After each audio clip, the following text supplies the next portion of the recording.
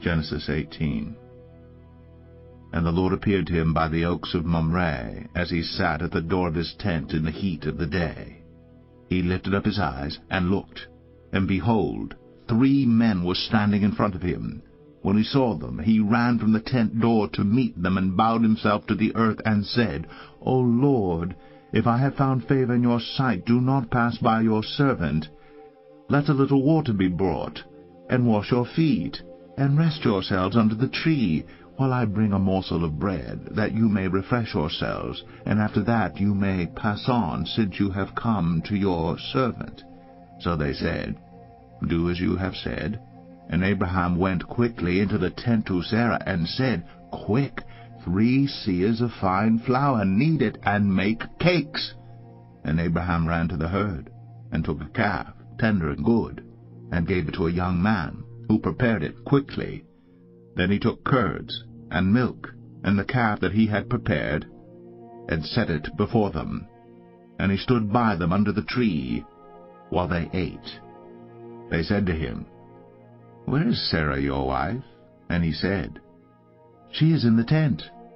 The Lord said, I will surely return to you about this time next year, and Sarah your wife shall have a son. And Sarah was listening at the tent door behind him. Now Abraham and Sarah were old, advanced in years. The way of women had ceased to be with Sarah. So Sarah laughed to herself, saying, After I am worn out, and my Lord is old, shall I have pleasure? The Lord said to Abraham, Why did Sarah laugh and say, Shall I indeed bear a child, now that I'm old? Is anything too hard for the Lord? At the appointed time I will return to you about this time next year, and Sarah shall have a son.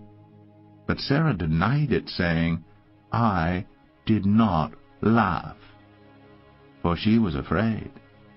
He said, No, but you did laugh. Then the men set out from there, and they looked down toward Sodom. And Abraham went with them to set them on their way. The Lord said, Shall I hide from Abraham what I am about to do, seeing that Abraham shall surely become a great and mighty nation, and all the nations of the earth shall be blessed in him? For I have chosen him, that he may command his children and his household after him, to keep the way of the Lord by doing righteousness and justice, so that the Lord may bring to Abraham what he has promised him. Then the Lord said, Because the outcry against Sodom and Gomorrah is great, and their sin is very grave, I will go down to see whether they have done altogether according to the outcry that has come to me, and if not, I will know. So the men turned from there, and went toward Sodom. But Abraham still stood before the Lord. Then Abraham drew near and said, Will you indeed sweep away the righteous with the wicked? Suppose there are 50 righteous within the city. Will you then sweep away the place and not spare it for the 50 righteous who are in it? Far be it from you to do such a thing, to put the righteous to death with the wicked, so that the righteous fare as the wicked. Far be that from you. Shall not the judge of all the earth do what is just? Then the Lord said, If I find at Sodom 50 righteous in the city, I will spare the whole place for their sake. Abraham answered and said, Behold, I have undertaken to speak to the Lord, I, who am but dust and ashes. Suppose 5 of the 50 righteous are lacking. Will you destroy the whole city for lack of 5? And he said, I will not destroy it if I find 45 there. Again he spoke to him and said, Suppose 40 are found there. He answered, For the sake of 40 I will not do it. Then he said, Oh, let not the Lord be angry, and I will speak. Suppose 30 are found there.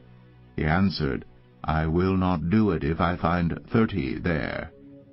He said, Behold, I have undertaken to speak to the Lord. Suppose 20 are found there."